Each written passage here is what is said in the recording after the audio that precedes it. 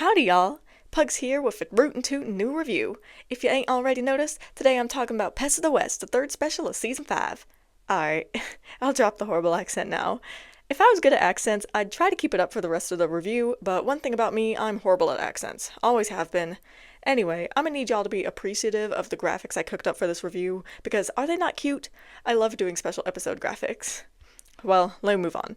Today's special episode is quite a treat since we don't often come across an episode with so much atmosphere, so I'm real excited to get started. And as always, y'all know I gotta say thank you to everyone who's watching the video today and to everyone who has liked or commented or even subscribed. And so now I think it's high time we get right into it. Something funny about Pest of the West is that even though I find that this episode has the most atmosphere out of all of Season 5's 4 specials, it's probably the most forgotten one out of all of them.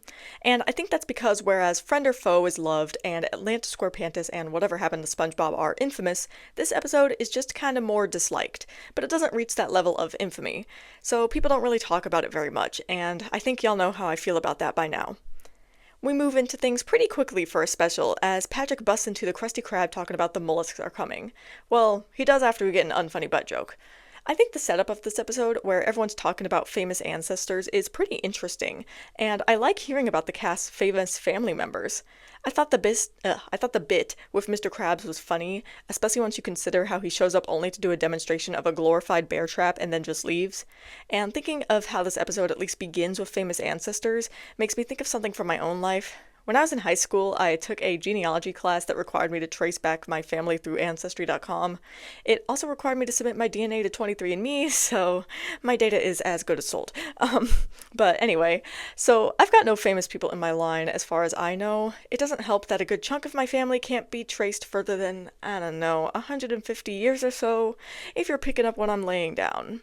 But I digress. After some more setup, we finally move into the part of the episode that I'm excited for, and the part of the episode that was marketed, which is the Old West flashback that makes up the bulk of the story.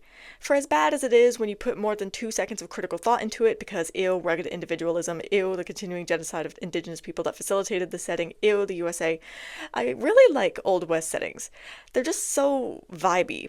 And so I love that this episode really leans into all of the old western movie tropes, such as SpongeBuck, excellent name as long as I don't think of the implications behind the word buck, by the way, being a mysterious stranger in this little town by the railroad.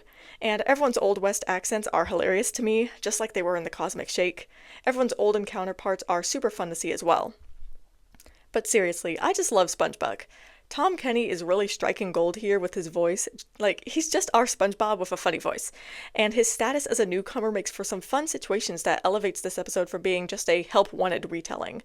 For example, there's the Mr. Krabs, counterpart, Pappy Krabs, telling the Squidward counterpart, Hopalong Squidward, to charge SpongeBuck double, or SpongeBuck treating the milk like it's tequila. Also, I'm with Pappy Krabs, that chili don't look right, not at all. Here's a rule of thumb for y'all from someone who loves chili.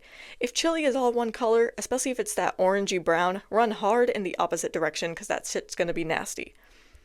I like that with the introduction of Old West Patrick, or Pecos Patrick, we got a callback to present-day Patrick's antics earlier in the episode. And I also love that with Pecos Patrick, we get a reminder that this is indeed a special as he starts singing a song. This song, Deadeye, is real fun and a great way to deliver some exposition. And I love the reveal of Deadeye Plankton. Mr. Lawrence, Tom Kenny, and Bill Fagerbakke truly nail the accents in this episode. They're just so over the top and perfect for their characters. It's funny because I feel like over time Mr. Lawrence has improved because that performance in the Cosmic Shake was excellent. But yeah, like everyone else is also good, but I pointed these 3 out specifically because I think they're standouts.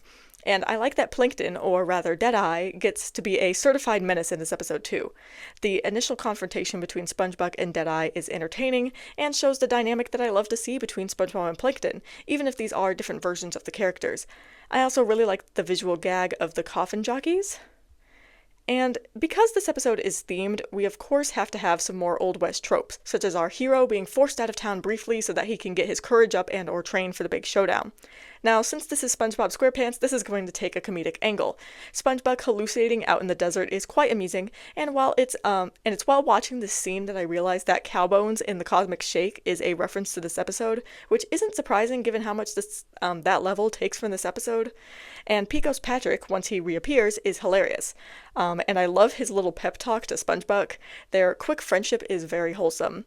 And once SpongeBob gets back to Deadeye Gulch, after a fun exchange between Deadeye and Pappy Krabs, Pauline Puff, and Hopalong Squidward, I love his pep talk.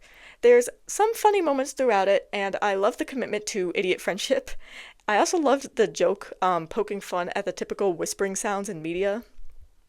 Moving right along, we get the final showdown between SpongeBob and Deadeye, with all of the Old West charm that I've come to expect in these 20 or so minutes. The way that all of this tension builds just to dissipate so abruptly works great here. And, by the way, this is how you do an abruptly ending climax, Atlantis Squarepantis. Anyway, I love that the solution in the end was the most obvious one. Everyone else was just too much of cowards to do it, and of course Pappy Krabs got to make a profit off of it. And then I love the photograph of everyone that closes out the Old West segment. It's so cute and wholesome. Of course, Pest of the West ain't done yet, as we've got to resolve the rest of the modern plot too. I love the reveal that the statue covered in jellyfish poop, which I guess jellyfish are now apparently equivalent to birds. They could have used scallops for that one, but anyway. I love the reveal that the statue is, the SpongeBob statue. It's perfectly obvious, but not too obvious, you know?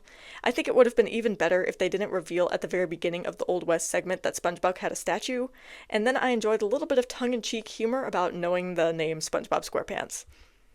And we can't end the episode without one more song, it seems, as then we cut to Idiot Friends, a song I know very, very well because of that damn SpongeBob's Greatest Hits album I had as a kid.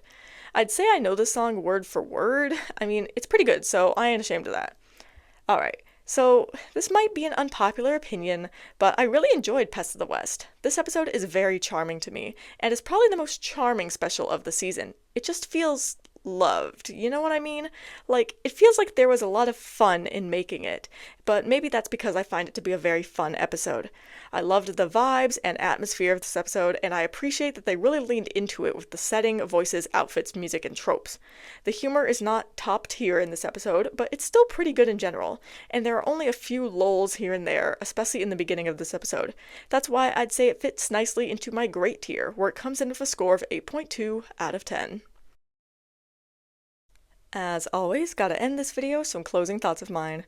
You know, I actually don't have any scripted because I never got around to doing that, so I guess y'all will hear me unfiltered. Though, I don't really have any closing thoughts, so that's kind of why I didn't leave any. The only thing I can really think about is, you know, what I was saying earlier about my feelings about Old West, settings. Like, listen, I like them, they're so vibey, but they are kind of uncomfortable to think about for more than a second. And so it's really weird watching episodes like this, or, you know, movies that are, you know, set in the Old West, though most Old West movies are extremely racist, so I wouldn't watch them anyway. But, like, it's just weird because you just have all these, like, bad thoughts about where the setting came from and why the setting looks like the way it does. And then it's just like, oh, I don't know if I like this anymore. I do like this episode, though.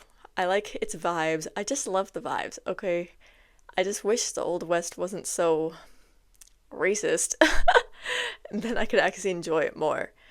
But, yeah. I don't know. You guys can probably tell I'm really tired right now. It's been a long week. So another reason why I didn't add any closing thoughts. But it's also been a long week because there's just been many, many things going on. I don't know. As I record this, the hurricane down in Florida, Milton, just went through, so that's been very difficult to watch play out in real time. I don't live in Florida, but yeah, it's just been very hard to watch play out in real time for a lot of different reasons. But hopefully y'all are safe. I hope you guys are safe. I hope you guys are wearing masks because COVID-19 is still here and it is not going away. So I will hope that you guys are wearing masks because COVID has a lot of bad effects on the body. And I just feel like I need to say that out loud because a lot of the people around me don't wear masks and it's very hard to watch. But yeah, okay. Clearly I'm just rambling, so I think I'll just end the episode or the review here and I will see you guys in the next review.